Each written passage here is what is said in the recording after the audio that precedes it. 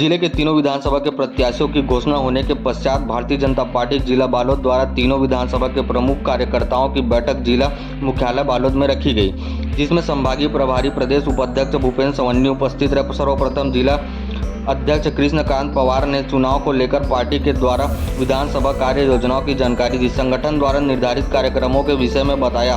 साथ ही जिले के हजारों कार्यकर्ता के मंशा के अनुरूप जिला भाजपा कार्यालय के नवरात्रि के अवसर पर उद्घाटन के विषय में जानकारी दी। चुनाव में सभी कार्यकर्ताओं से जुड़ने का आह्वान करते हुए स्वागत उद्बोधन किया। और जिनको पार्टी में अधिकृत रूप से प्रत्याशी बनाकर भारतीय जनता पार्टी के विचारों को इस विधानसभा के माध्यम से आगे बढ़ाने के लिए सपोर्ट दिया है।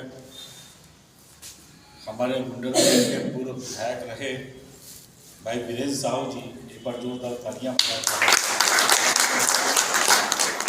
आप भारतीय जनता पार्टी के बहुत सारे दायित्वों में भी रहे, अनेक प्रदेशों में भी जाके भारतीय जनता पार्टी का काम किए हैं। और साथ ही साथ भाई राकेश यादव जी, एक बार जोरदार तालियां बजाएं। आप भी भारतीय जनता पार्टी के, मैं ये कह सकता हूँ कि नीचे वार्ड से लेके इस तक की जिम्मेदारी संगठन के अनेक दायित्वों का आप निर्वहन किए हैं और जनप्रतिनिधि के रूप में भी आप काम किए हैं और अब भारतीय जनता पार्टी के बालोद संजारी बालोद से प्रत्याशी के रूप में हमारे बीच उपस्थित है।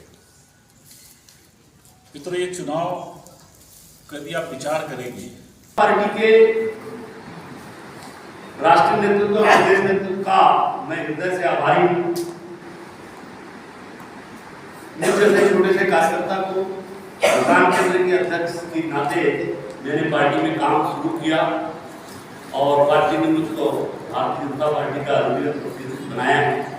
मैं पार्टी के केंद्रीय और प्रदेश नेतृत्व के अलावा भारतीय जनता पार्टी के जिला संगठन के और तमाम मंडलाध्यक्ष मेरे बूथ में काम करने वाले कार्यकर्ताओं का भी मैं आभार मानता हूँ कि पिछले 30-32 सालों में एक बूथ अध्यक्ष को प्रदेश नेतृत्व के सफर में आप सब लोग साक्षी रहे, आप सबका योगदान रहा है।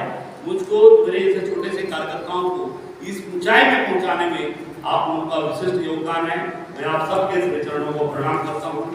और दुर्भाग्य की बात है मित्रों, 2018 में हमारी सरकार थी और एक मुद्दे पर हम शराबबंदी करेंगे, हम उस विषय को हमारी बहनों ने बहुत भावनात्मक रूप से लिया और इस आताताई सरकार को सरकार में आने का अवसर मिला। दुर्भाग्य की बात है, हमारी बहन आज ठगा हुआ महसूस कर रही है। पहले लगातार शराब का विषय था, हमारी बहनों ने डॉक्टर साहब से कहा ये विषय गांव-गांव में अब ठेकेदार अवैध शराब बेचते हैं। हमारे माननीय प्रदेश के संवेदनशील मुखिया ने इस शराब के दुकानों का सरकारीकरण कर दिया, जिसमें सरकार का नियंत्रण रहे। और मैं इस बात को बहुत दावे से कह सकता हूँ कि डॉक्टर रमन सिंह के कार्यकाल में कभी गांव में कोई अवैध शराब नहीं, ये मैं इस बात को चुनौती से कहता हूँ। और आपसे भी आग्रह है इस विषय को अपने को गाँव में कहना है। और चूंकि हम बालोद के रहने वाले हैं, हमारे यहाँ हमारी सरकार के समय हमने हमारी छोटी बहन दीपा साहू जी, क्या नाम था आपकी समिति का जिसके आप अध्यक्ष थे? भारत माता वाहिनी बनाया था, जिसको शराब के खिलाफ आंदोलन करने के लिए सरकार की तरफ से जिस जनजागरण की बात करता है हम लोगों ने वो व्यवस्था कायम करने का प्रयत्न किया। उस समय हमारे जिले में हमारी महिला कमांडो की बहनें थी, जिन्होंने शराब अवैध शराब गाँव में पीने वाले परिवार के लोग प्रताड़ित थे, घर का पति है, घर का बेटा है, घर का भाई है, वो शराब पीता था। हमारे महिला कमांडो के बहनों ने जो टीम बनाई थी, सीटी बसता था, वो सारे शराब पीने वाले लोग सजा हो जाते। दुर्भाग्य की बात है मित्रों, 2018 की तस्वीर थी। देखते देखते इन 5 वर्षों में भारतीय जनता पार्टी सरकार रहती है और आज अवैध शराब बेचने वालों का हौसला देखिए मित्रों। थानेदार इस बात की चिंता करता है, मुझको थानेदार रहना है तो इन अवैध शराब बेचने वालों को संरक्षण देना।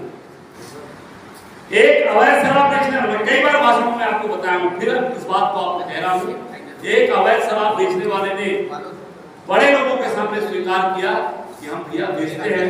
तो इसमें एक अवैध शराब का जो सेंटर चलता है उसके लिए हम 10,000 रुपये देते हैं। यहाँ के